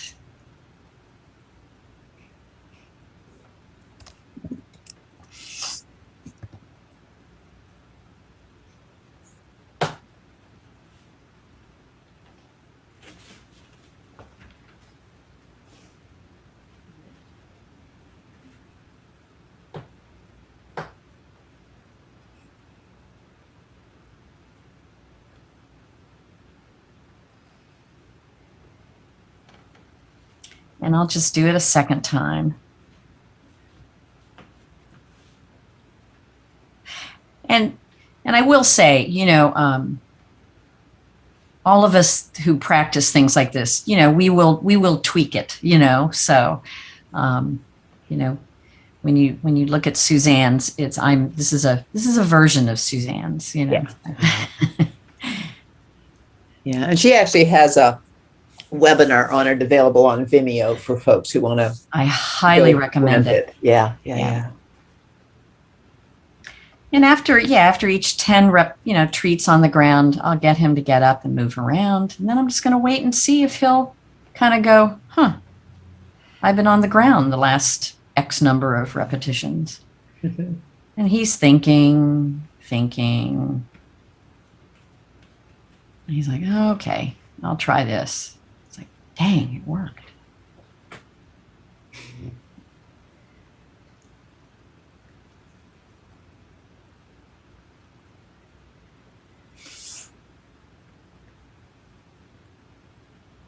And it's no harm, no foul. If after a few seconds he doesn't go down, you just lure him down again. I'm feeling pretty chill just watching this. Yes. Yeah. And the goal, of course, is to increase the amount of time between placing the food down on the ground. So Jen asks about his panting. I mentioned it now because maybe you want to touch on it about your. I don't know. He's an older dog. Yeah. So he's, he does engage actually in a little more panting than he did when he was younger. Yeah. but I see there his mouth is closed. Yeah. Yeah. And he kind of drops his chin a little bit in his breathing. So, yeah. My not my dog, but my guess would be that well, he wanted to be in a down because he's older and he might be a little stiff getting there, and that makes sense, panting for a moment. Yeah. I love that he offered the chin target at the end. Yes, I know. We sort of I'd missed that before. like, yeah, okay, buddy. Yeah.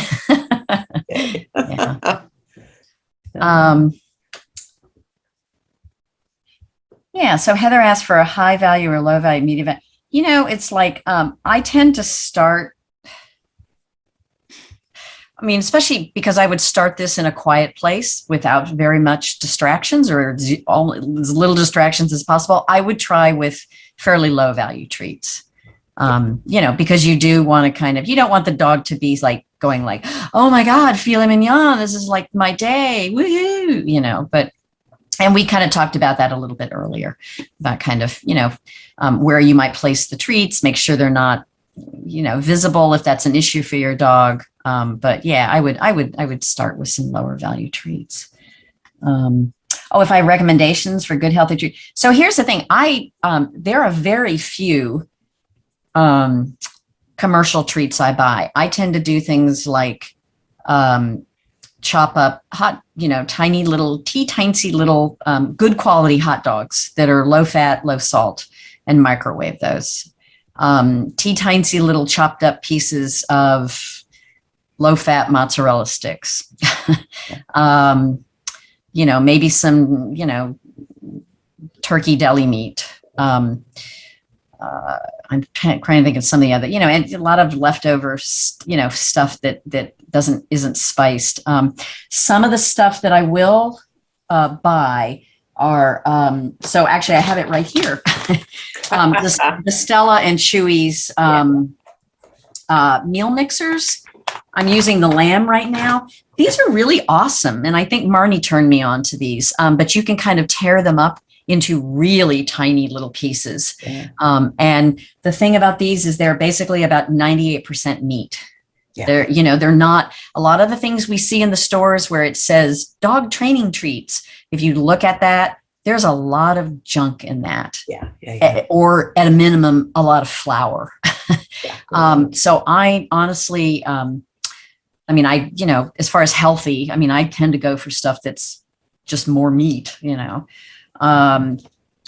I do know people who will use Cheerios, those are kind of, for a lot of dogs, those are kind of low to medium value, but they're not really heinous. So Marnie, I don't know, Marnie, if you have any other suggestions. I'm sure I do, but I can't quite think, I tend, unless I'm working with a dog for whom even high value food, high value meat isn't reinforcing, I tend to stick with, chicken, beef. Just started using hot dog and sausage with one of my dogs, but again, making sure it's, largely the protein source. And I absolutely use Stella and Chewy for reinforcement, because it's highly reinforcing for most dogs. And I can take the calories, or their people can take the calories out of their meal. Yeah. Yep. There were a couple of questions. Whitney said, for a young puppy, might you go for 5 treat repetitions before a break? Yeah, there is nothing sacred about 10. If you've got a young, excitable dog that's, what I call a green dog, a dog you haven't done much stuff with, absolutely. We always want to meet our dogs where they're going to be successful, because if we don't set them up for success, we have nothing to reinforce. Yeah. So that's kind of our job as the creatures with the bigger brains and the thumbs, is to kind of figure that out. Where is that success point for them? So great idea. Great point. Yeah. 4-month-old Belgian Malinois, attention span like a gnat. Oh yeah. And yet fast and with teeth. Yes. Yeah. Well, I don't have a Malinois, but the thing that's underneath my desk right now is fast with teeth. So, suggestions about treats. Yeah. Our dog loves broccoli and cabbage. I mean, honestly, you just have to experiment. and just the thing that I do tell people is I do, not because I'm kind of some health freak or something, but just generally what I've seen, it's like, kind of steer people away from the quote unquote training treats that have lots of ingredients. If the ingredient list is short, that's probably a better choice. So, mozzarella sticks. Yeah. The foundation of every dog trainer's diet. It is. I mean, your dog doesn't eat it, you do. Yes, all of us are guilty of eating those in between clients. So, yeah, cool. Okay, anything else you see, Marnie? Or yeah, did you see Beth's question? Working with our vet to figure out why my older dog is suddenly having episodes of extreme anxiety. So fabulous that you're working with a vet. Good. Yes. Until we have an explanation for her change in behavior, what would you recommend to help keep her from escalating from mild to extreme anxiety? I'd be doing a lot of slow walking in places without other dogs. Yes. Yeah. Where she can, some place that you think she would feel comfortable. I can tell you I had a dog, I adopted a dog at age 7. He was a border collie mix, and his walking in the neighborhood, he pulled a lot, but what he did was I could tell he was anxious. He did that 1,000-meter stare, like scanning. It was a game changer for him when I put him on a long line and took him someplace like the woods or a park where it was quiet, no cars, no other dogs, and let him sniff and walk around. His relaxation level skyrocketed. His anxiety level dropped dramatically.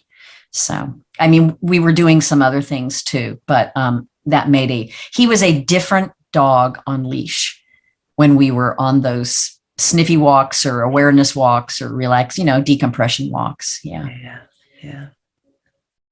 Okay.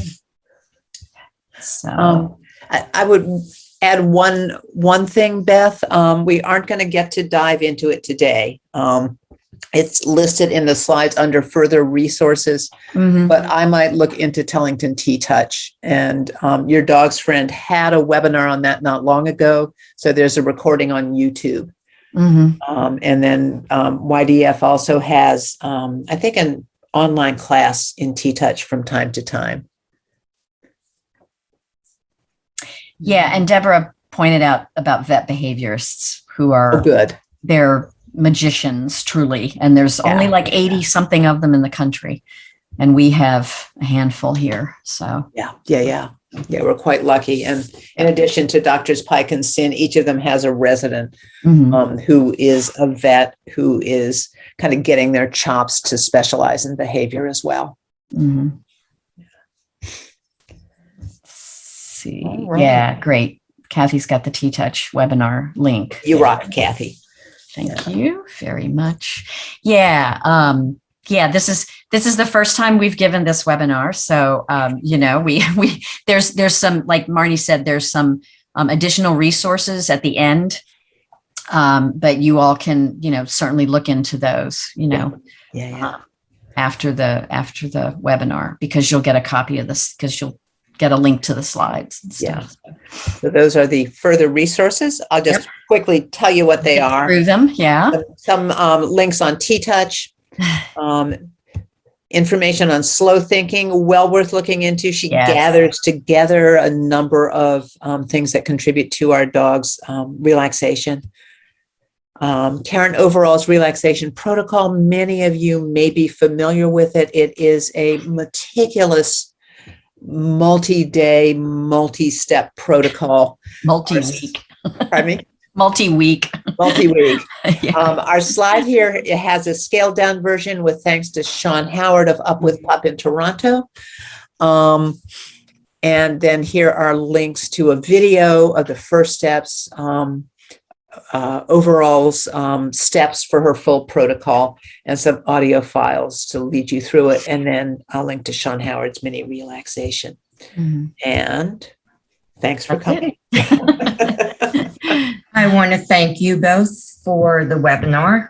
people seem to have loved it, according to chat comments, which before you disappear. They have fabulous questions for which we appreciate. Yeah. Oh God, y'all's questions were awesome. They really were the best. Yeah. Bye, guys. See you. Bye. Everyone. Bye.